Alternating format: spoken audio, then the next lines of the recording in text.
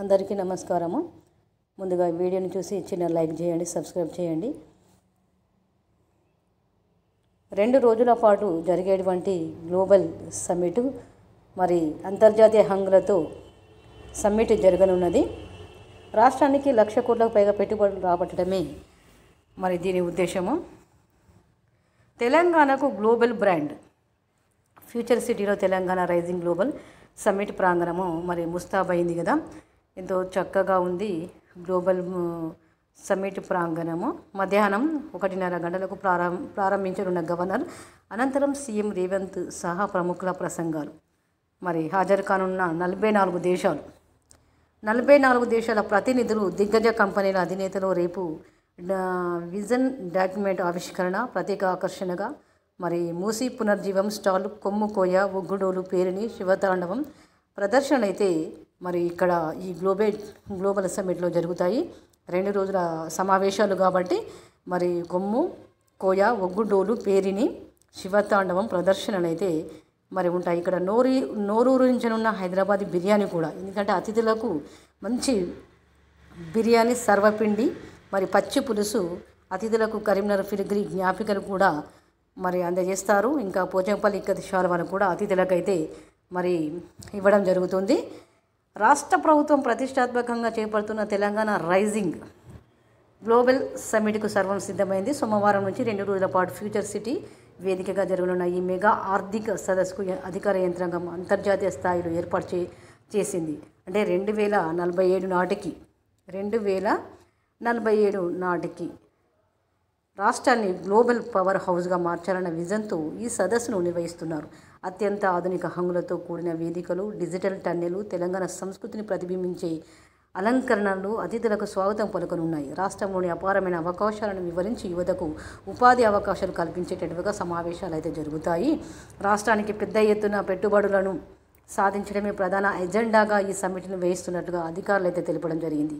అసలు ఏంటిదంటే సమ్మిట్ ఎందుకు, 2 రోజుల సమావేశము ఎందుకు జరుగుతుంది అంటే రాష్ట్రానికి పెద్ద ఎత్తున పెట్టుబడులను, అంటే 44 దేశాల విదేశ ప్రతినిధులు, మరి పెద్ద పెట్టుబడిదారులు కూడా ఇందులో పాల్గొంటారు కాబట్టి మరి పెట్టుబడులను సాధించడమే ప్రధాన అజెండాగా ఈ సమ్మిట్ నిర్వహిస్తున్నట్లుగా మరి పేర్కొనడం జరిగింది. దాదాపు 3,000 మంది విదేశ ప్రతినిధులు ఇందులో పాల్గొననున్నారు. సోమవారం మధ్యాహ్నం 1:30 గవర్నర్ జిష్ణుదేవ్ వర్మ ఈ సమ్మిట్ను ప్రారంభిస్తారు. అనంతరం 2:30 గంటలకు సీఎం రేవంత్ రెడ్డిగా తనదైన శైలిలో మరి కీలక ప్రసంగం అయితే చేస్తారు. 1,00,000 కోట్లకు పైగా పెట్టుబడులు తెలంగాణ రైజింగ్ గ్లోబల్ సమ్మిట్కు ప్రపంచ నలుమూలల నుంచి 44 దేశాలకు చెందినటువంటి 154 మంది అంతర్జాతీయ ప్రతినిధులు అయితే రావడం జరుగుతుంది అని మరి ఇక్కడ ఇవ్వడం జరిగింది. ఇక సమ్మిట్ ఎంట్రీ పాయింట్ ఎలా ఉంటుందని అంటే డిజిటల్ టన్నెల్ ప్రత్యేక ఆకర్షణగా నిర్వహించనున్నది. ఇందులో నడుచుకుంటూ వెళ్తుంటే ఇరువైపులా ఉన్న ఎల్ఈడి స్క్రీన్లపై రామప్ప ఇక్కడ నడుచుకుంటూ, అంటే డిజిటల్ టన్నెల్ ఎల్ఈడి వెలుగులు నడుచుకుంటూ వెళుతుంటే మరి కాకతీయుల కళాతోరణం మరియు రామప్ప దేవాలయము మరి ఎంతో చక్కగా ఇక్కడ ఈ కనబడుతుంది. ఈ డిజిటల్ టన్నెల్ దగ్గర ఇందులో నడుచుకుంటూ వెళ్తుంటే ఇరువైపులా ఉన్న ఎల్ఈడి స్క్రీన్లపై రామప్ప దేవాలయం, కాకతీయ కళాతోరణం, చార్మినార్ వంటి చారిత్రక కట్టడాల విజువల్స్ ఇందులో కనబడతాయి.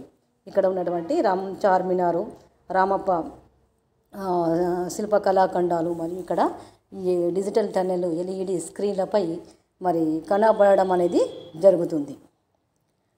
ఇక మెయిన్ హాల్ వేదికపై ఒకవైపు తెలంగాణ తల్లి విగ్రహం ఉంటుంది, మరోవైపు భారీ ఎల్ఈడి స్క్రీన్లతో అత్యంత ఆకర్షణీయంగా తీర్చిదిద్దారు. సదస్సు ప్రాంగణం అంతా పచ్చదనంతో కలకలలాడే పూల మొక్కలతో తెలంగాణ రైజింగ్ అక్షరాలను రాశారు. ఎయిర్పోర్ట్ నుంచి ఫ్యూచర్ సిటీ వరకు 3D ప్రొజెక్షన్, ఎయిర్పోర్టు నుంచి ఫ్యూచర్ సిటీ వరకు 3D ప్రొజెక్షన్ మ్యాపింగ్ లైటింగ్ను ఏర్పాటు చేయనున్నారు.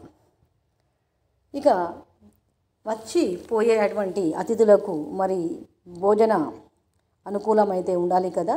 హైదరాబాద్ బిర్యానీ మరియు సర్వపిండి పచ్చి పులుసు అయితే అతిథులకు మరి మంచి గుమగుమలాడే పసందైన హైదరాబాద్ బిర్యానీతో పాటు తెలంగాణ రుచులను అందించేలా రేవంత్ రెడ్డి ప్రభుత్వం అయితే ఏర్పాట్లు చేసింది. సర్వపిండి, పచ్చి పులుసు వంటి సాంప్రదాయ వంటకాలతో పాటు స్థానిక మిల్లెట్స్తో చేసిన ఆహార పదార్థాలను అందించనున్నారు. ఇందుకోసం భారీ వంటశాలను కూడా ఏర్పాటు చేయడం జరిగింది. తెలంగాణ రైజింగ్ గ్లోబల్ సమ్మిట్కి వచ్చేటువంటి అతిథులకు 2 రోజులు మంచి భోజనం ఏర్పాటు చేయడం జరిగింది ప్రభుత్వం. ఓకే ఫ్రెండ్స్, ఈ వీడియో కనుక నచ్చినట్లయితే లైక్ చేసి సబ్స్క్రైబ్ చేయండి.